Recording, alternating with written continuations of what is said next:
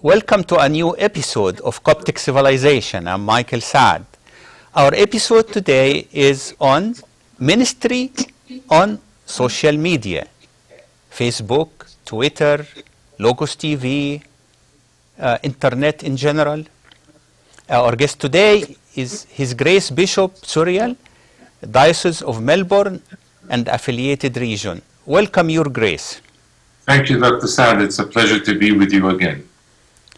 We are very grateful. Your Grace has bestowed upon us the honor and blessing of several interviews now on Logos TV, and some of it are already on YouTube, so we are always thankful.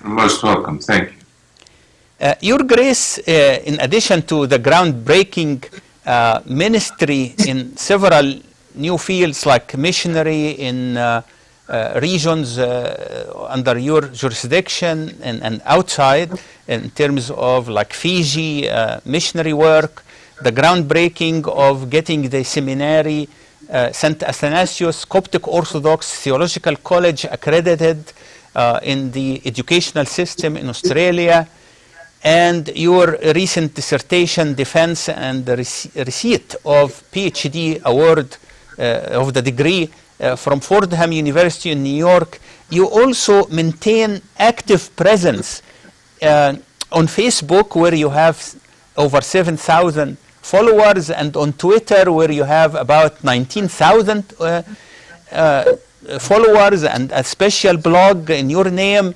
So obviously, Your Grace believe in the ministry using the social media. How chronologically this came into your understanding and decision to go that way?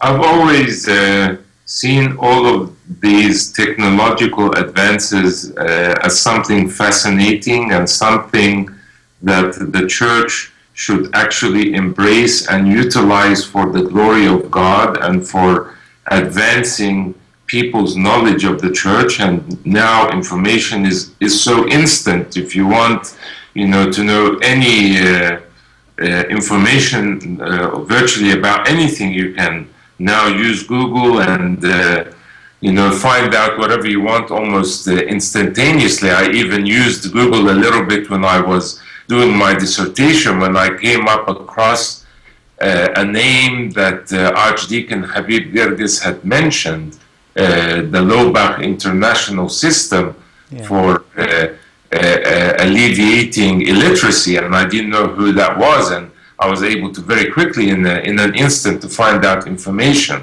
So I think the use of Facebook, Twitter, all of our Coptic satellite channels, I think this is an excellent way of communicating, especially with the young and even for older people that are also beginning to embrace this technology and social media to spread knowledge very quickly and news about anything that we desire. Yes. It actually has been mentioned that if Facebook, for example, among social networks, if Facebook was a country, it could be the second largest country in the world with 1.3 billion subscribers or members. So definitely Facebook, like for example, when I invite to this program, I used social media to alert people to this program on Logos TV. And there is a sense that national boundaries are disintegrating as the world becomes borderless through the social media. Do Facebook or Twitter and other social media platforms have the potential to preserve Coptic identity for individuals and groups across the world? You know, the Coptic world now dispersed around the world, and who might otherwise assimilate or into their new home countries, the Copts become more Americanized than or Australianized more than they are Copts. So what's your the experience of your grace in this particular point, Coptic identity and the social media?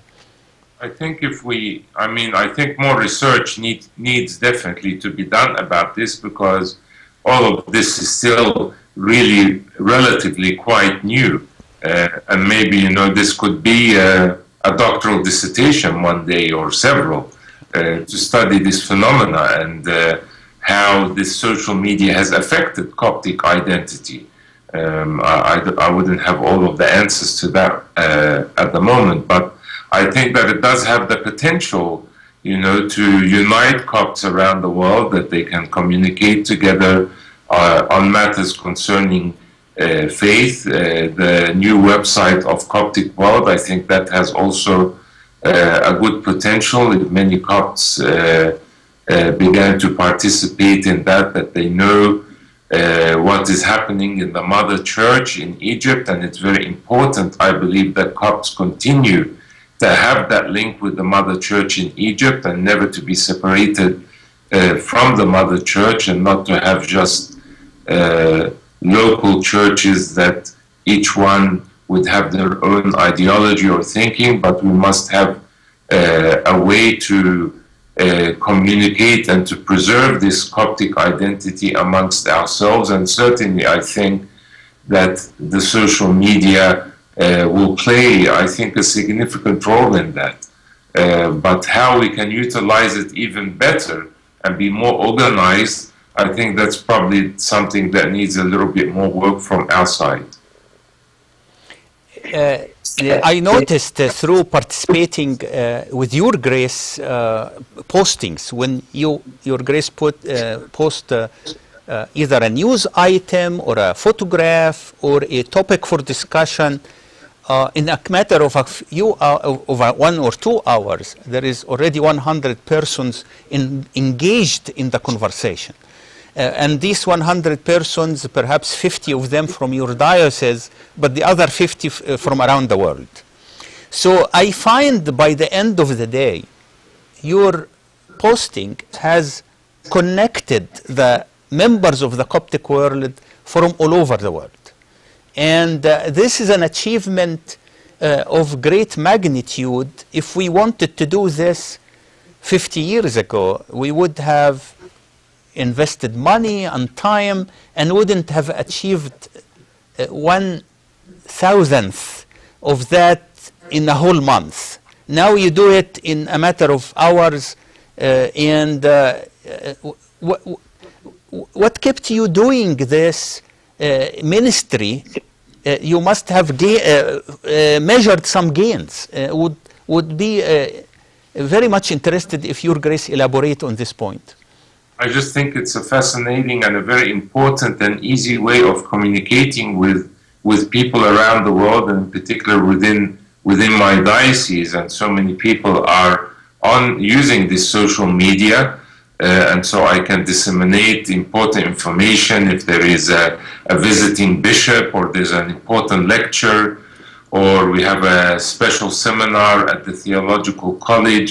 So through the websites, through Facebook, through Twitter, it becomes instantaneous that people know this information or anything that... Please allow me to congratulate you one more time on receiving the PhD from Fordham University in New York on the subject of Saint Archdeacon Habib Gerges, a Coptic Orthodox educator and reformer. And if Saint Habib Gerges was with us today in the flesh, in ministry, did not depart as he did in 1951, and what do you think he would use or think of social media? I believe that Archdeacon Habib Gerges would have fully embraced all of this technology, and he would have used it to the benefit to furthering his work and to spreading the needs of the community, and also to advance the idea of preserving Coptic identity. And it would have been an excellent way for him to disseminate, for example, the Vine, the theological journal that he had, that he was having difficulties sometimes printing because he didn't have the funds. This would have been a very easy way for him to disseminate this very important journal, and many of his books as well. So I think he would have utilized this technology in a very wonderful way for the benefit of the Coptic community. At his time, when he started, as Your Grace mentioned, Al-Karma magazine, he started that in 1907, when printing was the most modern technology of disseminating information compared to now Facebook and electronic publishing and electronic broadcasting like Logos TV. And he persevered, as you know, publishing Al-Karma magazine until 1931 intermittently because he could not find enough funds. And eventually he could not continue because he was spending all of his personal money on it, and rich Copts did not think that this is something they like to support financially. And it's an unfortunate episode that Al-Karma magazine disappeared since 1931. And we faced, we continue to face in Logos TV such financial hardship, and often we cannot pay the monthly fee of satellite broadcasting, so we drop, say, Nilesat, which broadcasts to Egypt, because we don't have enough funds. How Your Grace would think of this, I don't know what to call it, dilemma or difficulty or hardship, that we cannot continue as Habib Gerges could not continue, and his project of Al-Karma magazine really stopped. And what will happen today if Logos TV stopped and its ministry also stops? Yeah. Well, you know, I think it's a very vital and very important ministry to the church, and you know, to many people around the world that are watching all of these Coptic channels, including Logos TV. But I don't know, are we spreading our resources too thin, perhaps? You know, we are relatively a small church compared to some of the other international churches around the world. And we have now so many Coptic satellite channels, and maybe we need these channels to perhaps come together and to think what is the focus of each one, what is the purpose, what is it serving, and try to consolidate perhaps some of our resources. That's probably one point. Another point may be that we need to start thinking of some innovative ways of how we can do fundraising to be able to sustain some of these Coptic channels, because I believe that they offer a very important ministry to our people. Yes, I guess the struggles that Habib Gerges was facing back then, the financial struggles, to some extent we are still facing some of those today, but maybe in a different field. Your Grace, I have, for example, an idea. Please tell me if it is feasible. For example, if every church in the diaspora produce a 1 or 2 hours program from its own activities and send it to Logos TV for broadcasting, So the whole world would learn about that activity in that church. For example, if a church in particular location in America, Australia, or Europe, Middle East, the Gulf states, have a good choir or a good Christmas play or a good open house to the public, and they can tape that event and share it with the whole world, so the whole Coptic world can learn from their experiences and emulate, do their own thing, tailor it to their own advantage. And that's the advantage of having a Logos TV. Above and beyond the fact that we can enjoy and the whole Coptic world in action, and be of one mind, one spirit, one soul. What's your word of wisdom on this point?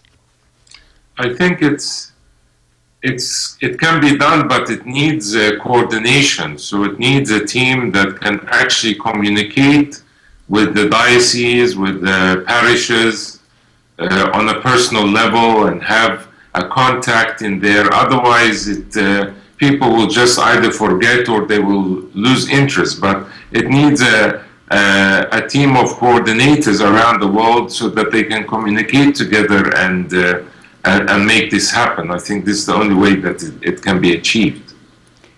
Great, and that's why social media becomes of benefit, a good tool for the coordinator to Yes. communicate with the whole. In your experience, Your Grace, how, say, Logos TV as a broadcasting ministry compares with social media as an electronic or digital ministry? How do they compare with each other in their effectivity or the kind of audience that would benefit from either? Well, I think social media is more immediate. So it's very easy for people to get information right on their phone, on Facebook or Twitter, and they can respond immediately right from their phone. And everyone now has a cell phone or mobile phone all around the world, so it becomes very, very immediate. With respect to television and Logos TV and so on, usually, you have to be probably at your home. You have a few hours to spare, and you're sitting watching a program that you may be accustomed to waiting for every week or something like this, that you are interested to hear opinions on. So I think they serve two different purposes here. How the Holy Synod is engaged in the social media or public television? Is there a particular committee on the Holy Synod that is studying and making recommendations? I'm not sure with respect to social media, but I know that there is a subcommittee for the Coptic satellite channels that meets a couple of times a year and discusses the progress of this work and how to continue it. But maybe there is something that should be done with respect to social media, because this is, I think, a very, very excellent way of communicating. The Church does now have an official spokesperson. He does have a presence on Facebook, and Father Bulus Halim, and he regularly, I think daily, updates information on there about various meetings that His Holiness Pope Tawadros II has, any important information about what is happening in the Church. So I think in that way there is beginning more awareness from the Church hierarchy and the Holy Synod of the importance of engaging with all of this social media. And some of the bishops also have a presence on there. I know His Grace Bishop Raphael, His Grace Bishop Musa in particular, and His Grace Bishop Angelos on Twitter make regular posts on these social media, which is very important. Your Grace maintains about 19,000 followers on Twitter, and about 7,000 on Facebook. Among these huge numbers are non-Copts, I expect. How Correct. did you find this communication with them through social media beneficial, mutually beneficial?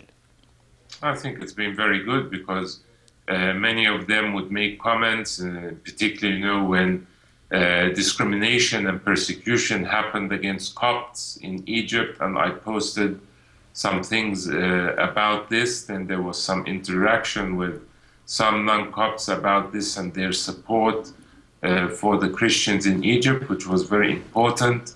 Others who are theologians or people in the academic field, that we had things in common, that we communicated together concerning academic and theological issues, which was also, again, important and significant for us as Copts, that a way of making those that are outside the Coptic Church aware of our activities, in particular in the theological college, and also to know what is happening out in the universities, in seminaries around the world. So it became a very, very important way of communication for us. And now we come to the second generation. In your digital ministry, if I may call it, and of course we have electronic ministry now, which is Logos TV broadcasting this particular episode being broadcast worldwide. In your experience with social media, how second generation and their response is appreciated by your grace, or how the ministry reaches them? Because especially we see many of them not continue with the Coptic Church, especially when they get married to a non-Copt, maybe 50-50. Either the spouse goes with the other partner's church, or attract that other partner to our church. So what's your observation in your ministry with second generation on Facebook or Twitter? I think that second and third generation Copts have definitely embraced the social media wholeheartedly, but I think also they need some guidance, especially the younger ones, the teenagers, and how to utilize this social media in a useful way to build up themselves, to be good leaders, to be upright believers in the Orthodox faith.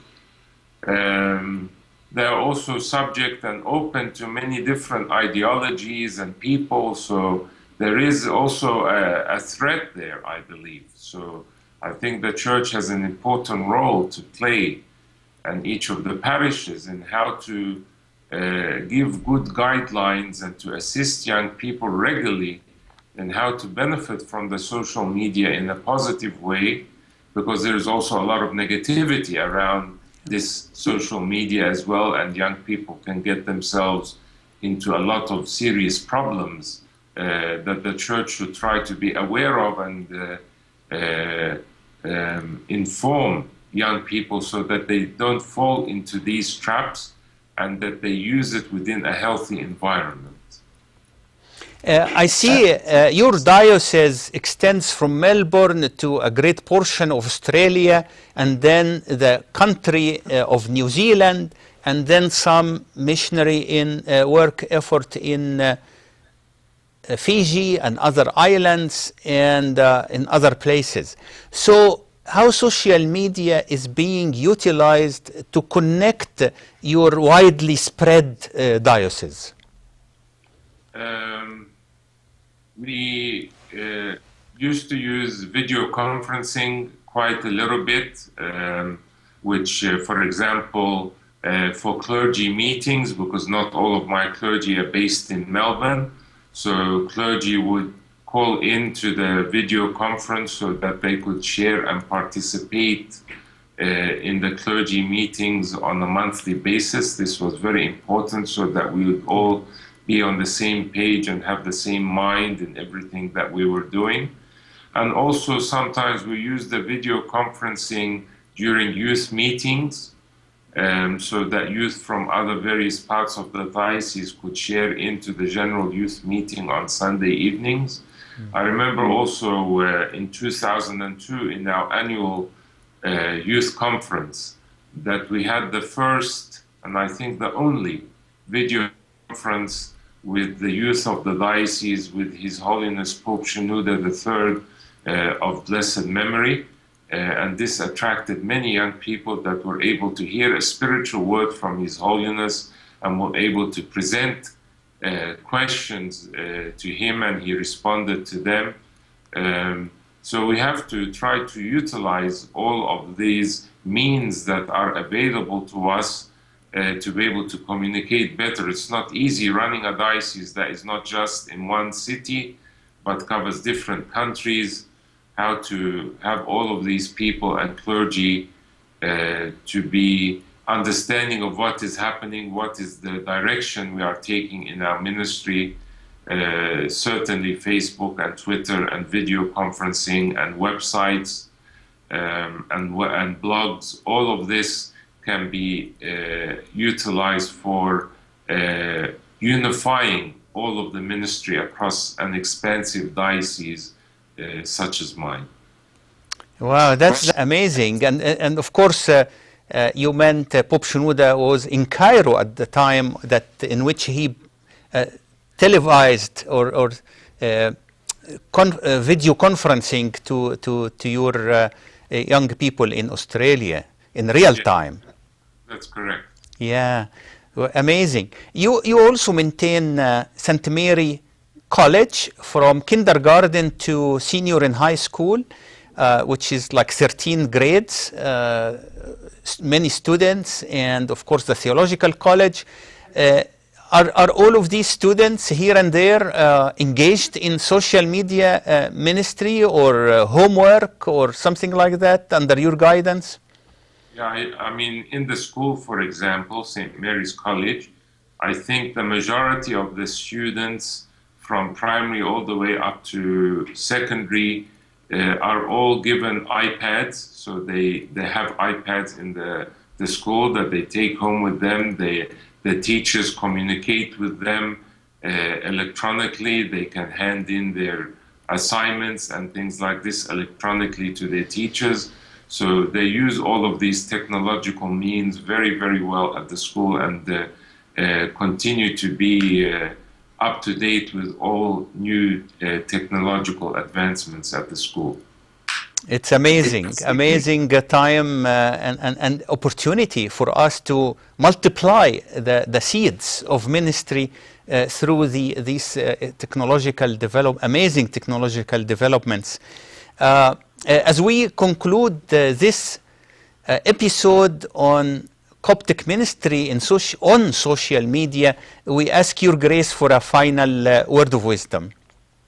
I think it is important that the Church continues to engage with this social media and technological advances for furthering the work of the kingdom of God here on earth, and at the same time to make our communities aware of the dangers and some difficulties that they may face using some of these technologies and social media, and to put guidelines in particular for young people so they don't fall into any problems in their lives while using these media or meeting people online that may have negative attitudes or beliefs that are not in accordance with our Christian Orthodox beliefs. But in general, I think it is something that we should benefit from and use as a method of disseminating Coptic Orthodox education and theology amongst all of our communities.